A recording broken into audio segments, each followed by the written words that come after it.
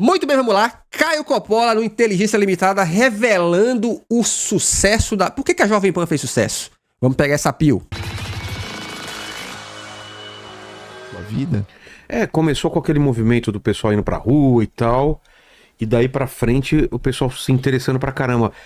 Mas Inclusive, bom dia, boa tarde, boa noite, pessoal do YouTube, tudo bom com vocês? O que vocês estão fazendo agora nesse momento, hein? Aqui são meio-dia 29, eu tô pensando assim, o que é que eu vou almoçar? E vocês? E essa guinada pra direita, porque não tinha um veículo com uma inclinação mais à direita. Não tinha. E a Jovem Pan meio que Na verdade... tomou esse lugar. Ou tinha? Não, na verdade, eu vejo de outra forma. O que a Jovem Pan fez? Ela era um templo da liberdade de expressão. Caralho, o cara não consegue, né? Era uma igreja, a Jovem Pan era uma igreja, um templo da liberdade de expressão. Era o Twitter? Culto FM? Então, entre as grandes emissoras, as emissoras tradicionais de prestígio, a Jovem Pan tem mais de 80 anos de história, entre as grandes emissoras, ela... 80 anos de história falando sobre o quê? Top 10 Jovem Pan, as mais pedidas. Era a única que não cerceava a opinião dos seus comentaristas, jornalistas. Uhum. Ou seja, você não tinha uma linha de editorial impositiva. Então, o que começou a acontecer? Nunca tem, né? Nunca tem. Vocês lembram? Eu lembro claramente de quando a Globo meteu um editorial no Jornal Nacional. Por quê? O argumento é que a Dilma Rousseff, na época, tinha mandado uma carta pro seu... Qual é o nome do dono da Globo lá? Pra família Marinho. Pro seu fulano Marinho, falando assim, porra, dá uma maneirada aí, né? Todo dia batendo nós no Jornal Nacional. Aí o seu Marinho mandou uma carta pra Dilma falando assim, então, eu não me meto no jornalismo não, pô. O jornalismo pode fazer o que quiser, pô. Tá ligado? E a partir daqui, aí, o jornalismo pode fazer o que quiser. Aí, Jornal Nacional. A resposta do Grupo Globo às acusações de Dilma Rousseff. O jornalismo é independente. E a partir dali, meu amigo, foi pau na Dilma todo dia.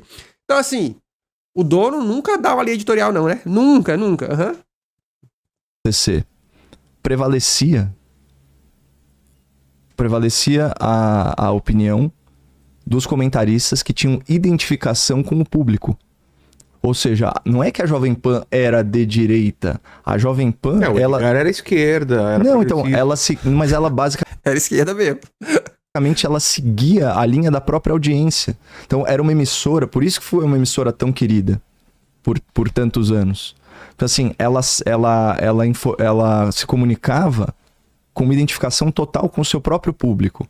Então, não é que ali havia uma orientação para que o comentarista fosse de direita. É simplesmente o seguinte, a partir do momento que você não censura vozes dissonantes e você abre espaço para posições minoritárias do debate público, descobriu-se o seguinte, nossa, a elite da imprensa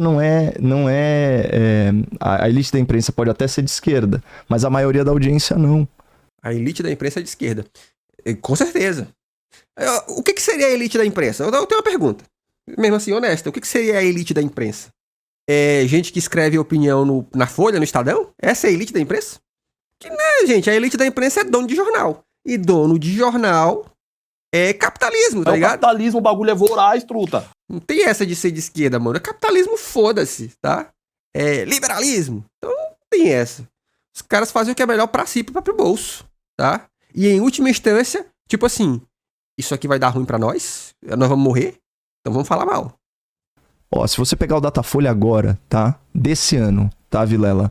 8 em cada 10 pessoas são contra a saidinha de presos em datas comemorativas. 8 em cada 10 pessoas. 77%. Por que será? 77% das pessoas, segundo o Datafolha também. Tá, e segundo pesquisas do censo, né? Eu vi essa pesquisa há muito tempo, que é dos presos que têm acesso à saidinha, porque lembre-se, não são todos que têm acesso à saidinha. Para ter acesso à saidinha, ele precisa ter bom comportamento, ter cumprido acho que um terço da pena, uma parada assim, né?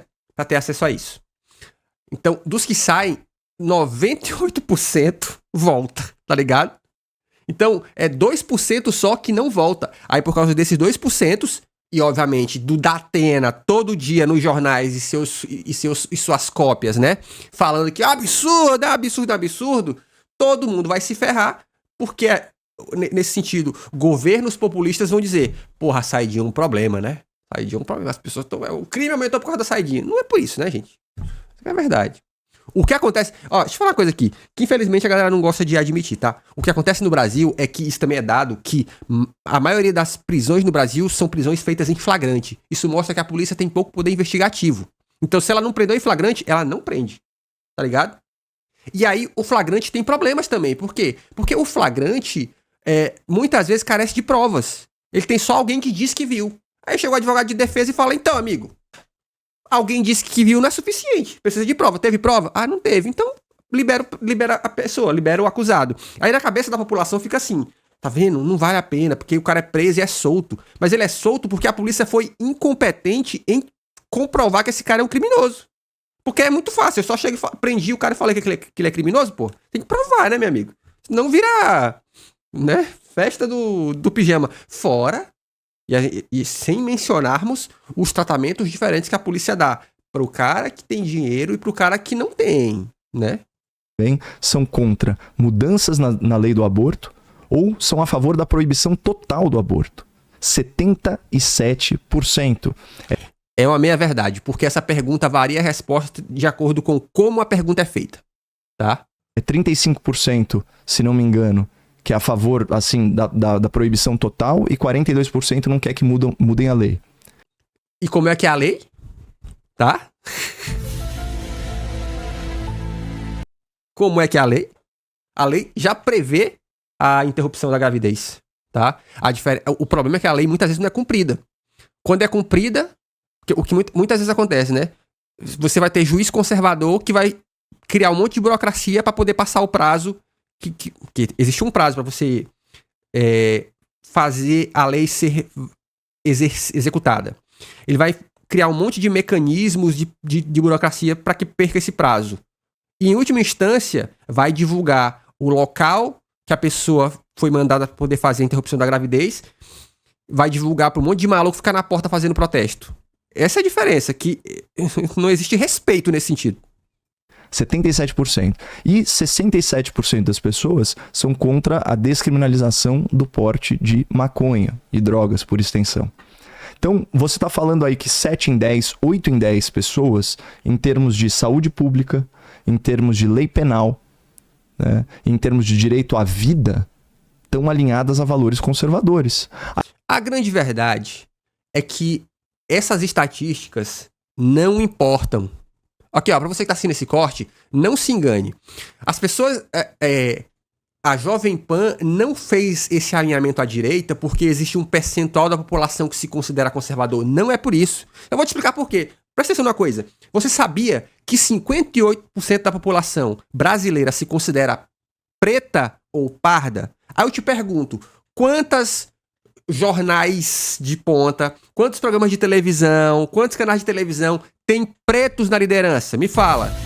Se esse dado de maioria fosse importante, já teria, mas tem? Não tem. Você sabe por que a Jovem Pan se alinhou à direita?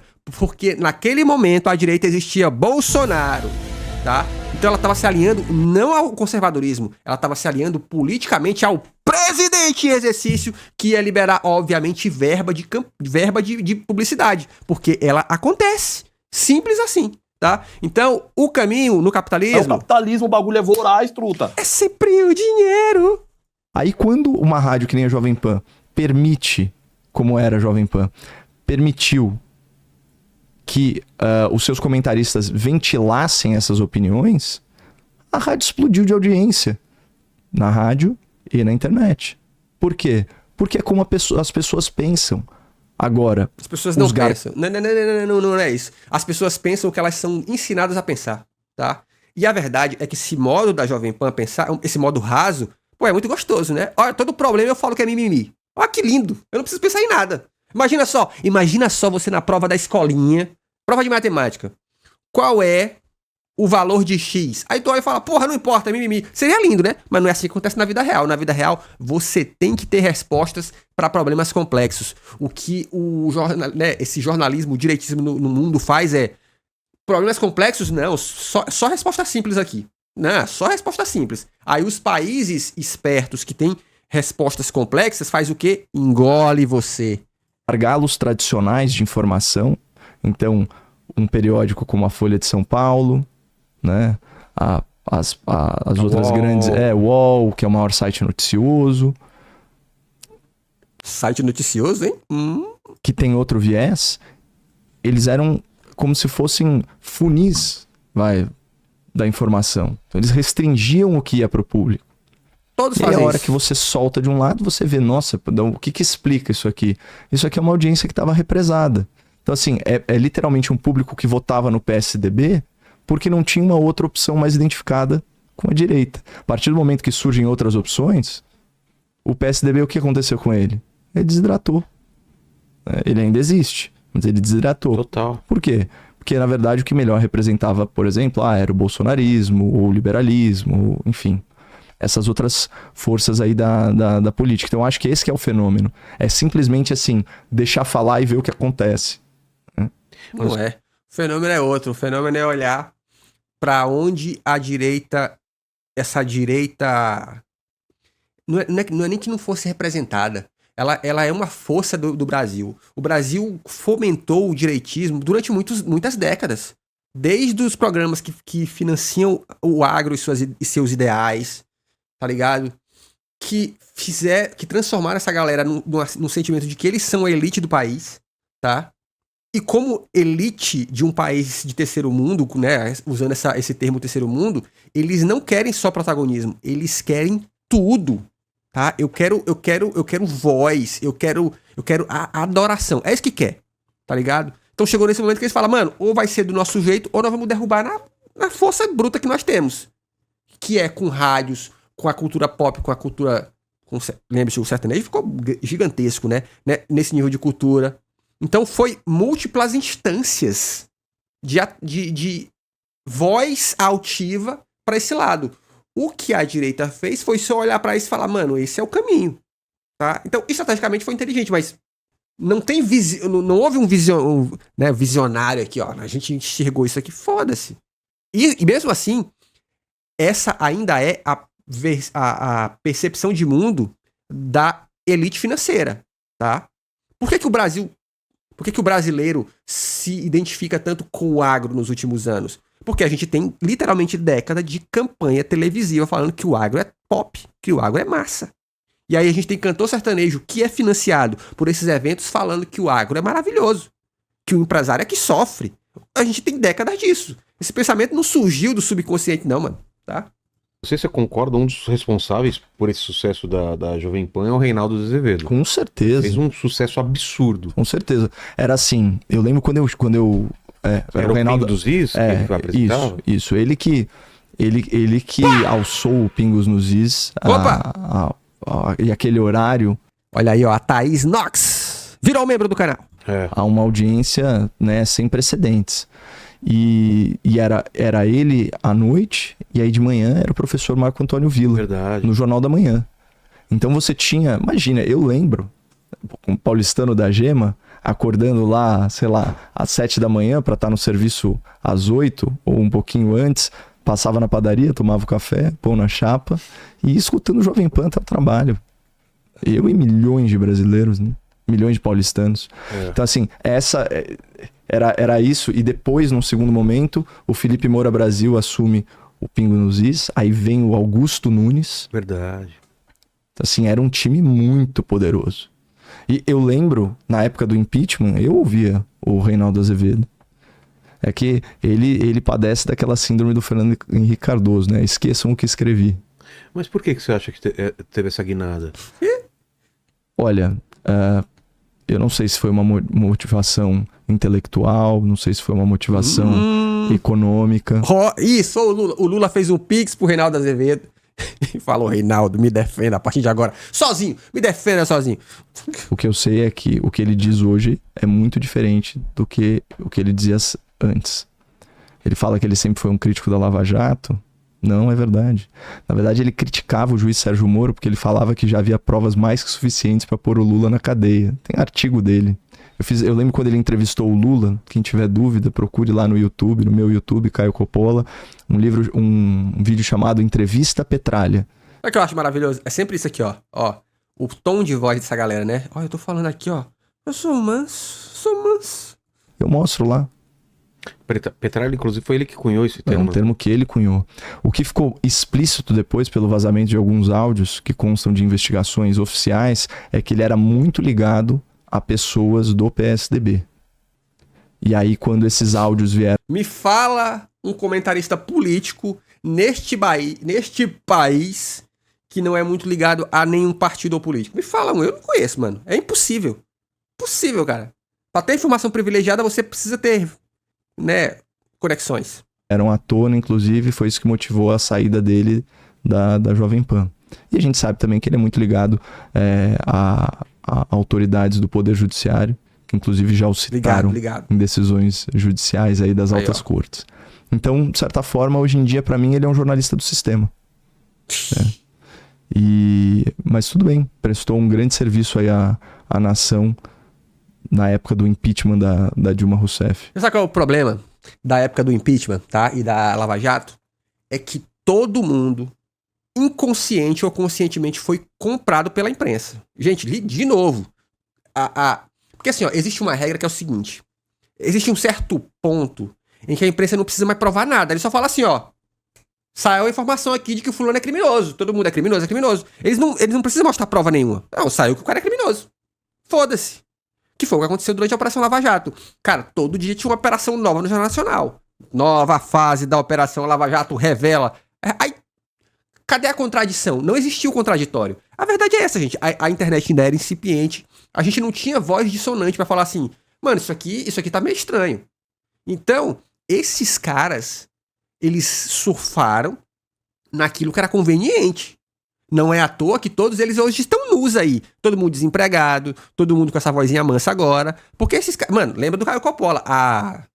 O nome dela aí, a Gabriela Prioli, jantava esse homem em todo debate. Depois saiu a Prioli, entrou outro cara lá, o Arruda.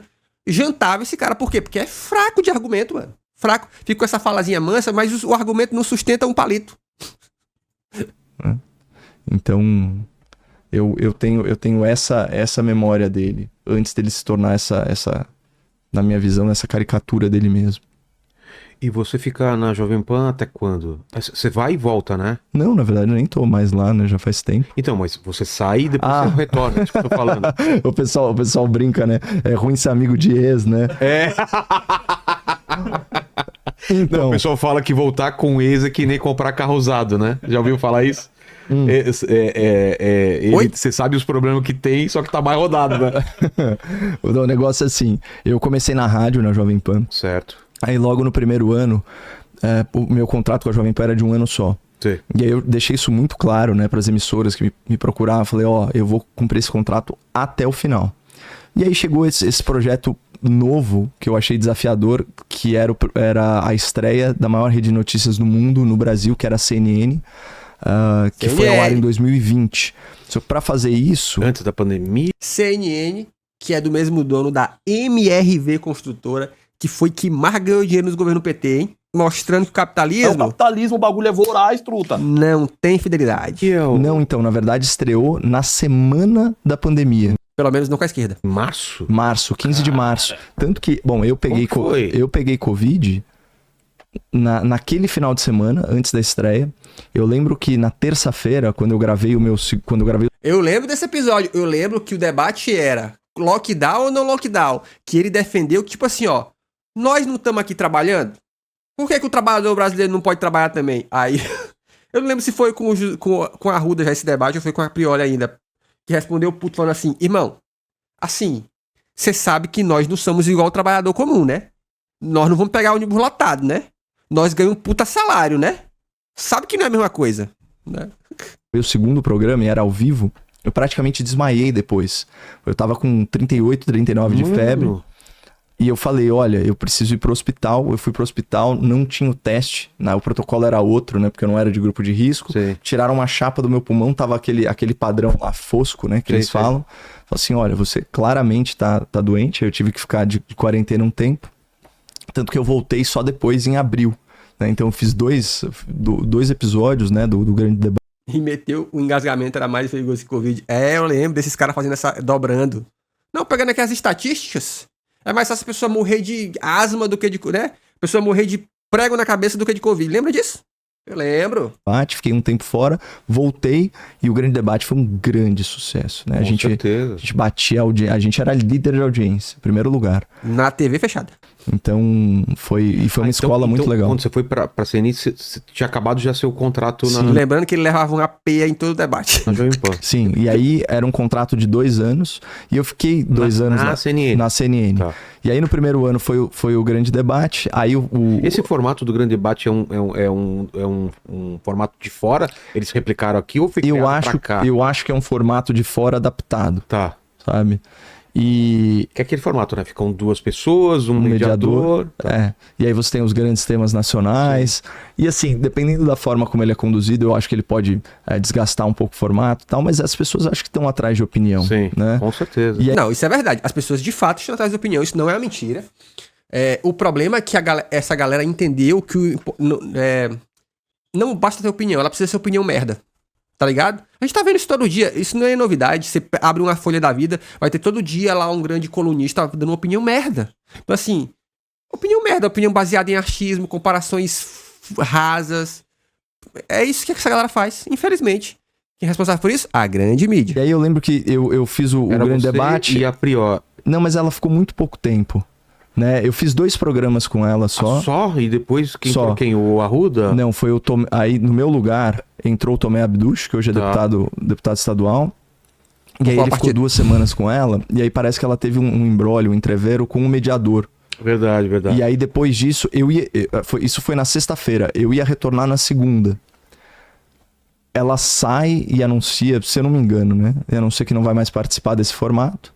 Aí a CNN suspende o formato até achar um outro debatedor que aceite. Entendi. E aí vem o doutor Augusto de Arruda Botelho, que acho que foi até secretário nacional de Segurança Pública, quando o ministro era o Flávio Dino.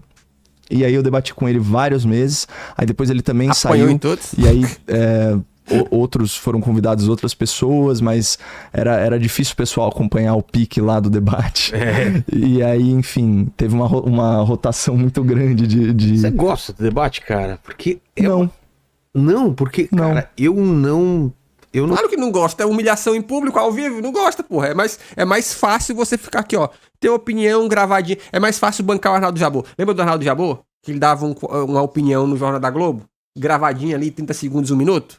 É fácil, assim. Não tem contraditório. Não suportaria, cara. Não. Não é, Léo? Tem que ter pique, né, cara? Consome muito, né? Consome muita energia, você tem que ficar uma muito alerta. É, porque, cara, não é agradável. Não, Concorda? não é uma agradável. coisa que você fala, vou me divertir hoje, nossa, que legal. É uma coisa. Não, mas ele ia se divertir. Porra, não, Vilela. Quanto é que é o salário desse cara lá na Jovem Pan? Devia ser um puta salário. Lembre-se, nesse tipo de debate, o cara é um profissional da opinião contrária. Ele é o discordilson profissional, tipo eu. Imagina só, o modus operandi do cara é, ó, temos um tema, qual é o tema? O tema é eleições. Ele precisa só discordar. E não precisa fazer sentido. Pode ser a coisa mais biruleibe, ele só precisa discordar. Ele não precisa ter coerência com fatos, nada. Eu só preciso discordar, tá ligado? É fácil. Coisa que, pô, você. E eu realmente me importo. Assim, como... É tipo assim, ó, vou dar um exemplo pra vocês. Jesus multiplicou os peixes, não é verdade? Aí eu vou lá e quero clonar um cartão e é crime. Tá vendo? Eu dei uma opinião diferente. Já dei uma opinião diferente aqui, ó. É só fazer isso, pô. Soco discordilson mal remunerado. É verdade. É fácil demais, pô. Como eu, Importa em que sentido? eu acredito em cada sílaba que eu falo. Jacó teve 2 esposas, o Salomão teve 700, no nosso tempo só pode ter uma, tá vendo, ó? Já discordei. É muito fácil, gente. Ah, tá. Nesse sentido. Eu realmente acho algumas... Porque tua reputação tá em jogo todo dia também, né? Não, também isso, mas Reputação. assim, a missão mesmo da busca pela verdade e tal. Reputação é um mito. Reputação só funciona pra pobre, tá ligado? Pra rico, reputação é um mito. Então, assim, óbvio, eu não sou dono da verdade, mas tem algumas coisas que pra mim parecem muito naturais e às vezes você se sente discutindo coisas que deveriam ser ponto pacífico já no debate público, do tipo Nem fala. vícios do regime venezuelano. Ai, que foda. Tu mora no Brasil, irmão? Tu mora no Brasil! A diferenciação entre o Estado de Israel e uma organização terrorista como o Hamas. Tu mora no Brasil!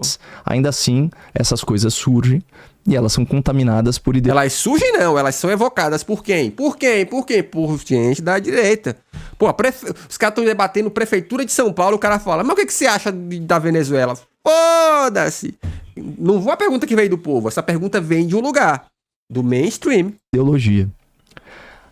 Então, assim, não é uma coisa realmente agradável, mas eu percebo, né, porque viajo o país, palestrando e tal, que isso tem ressonância. E quando você tem a contraposição de ideias... Tem ressonância por quê?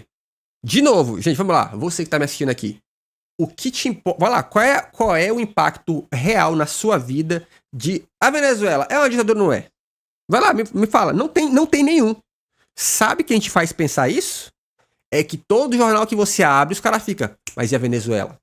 Então, se não fosse por esses jornais te falando, mas e a Venezuela? Você não se importaria porque não tem impacto na sua vida. Não tem. Esse é um problema que ele não existe na maioria do nosso dia a dia do mundo real. Eles é que fazem você pensar nisso. Essa é a verdade, pô.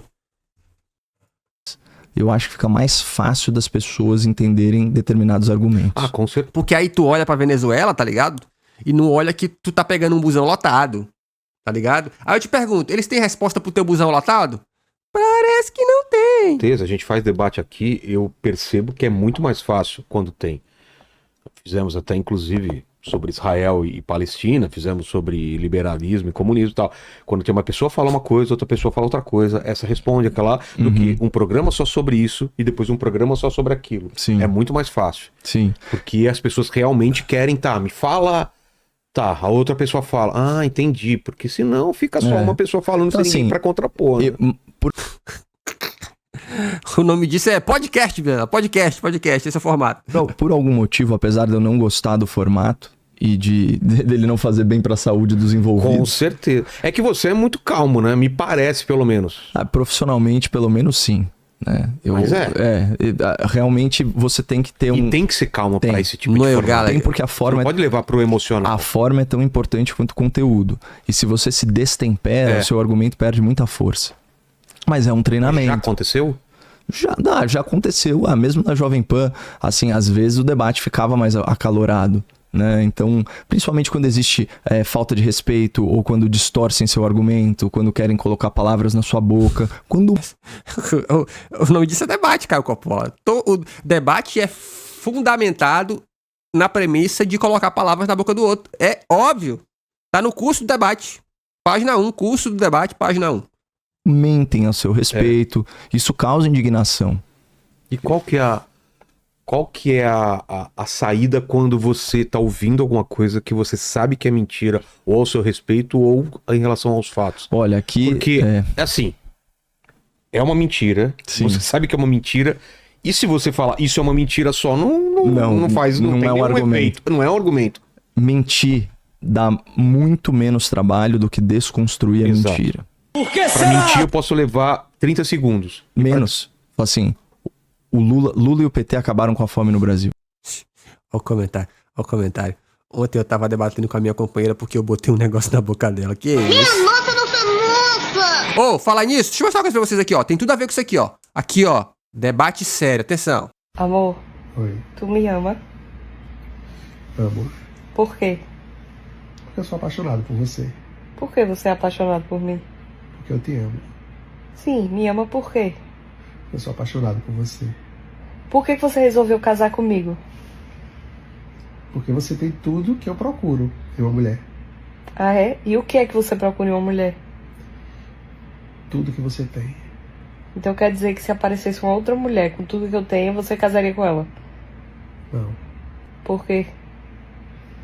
Porque você tem tudo que outra mulher não tem. Tudo que você tem, não existe nenhuma outra mulher que tem. Ah, é? Então diga uma coisa que eu tenho, que Paola Oliveira não tem. Diga! Eu.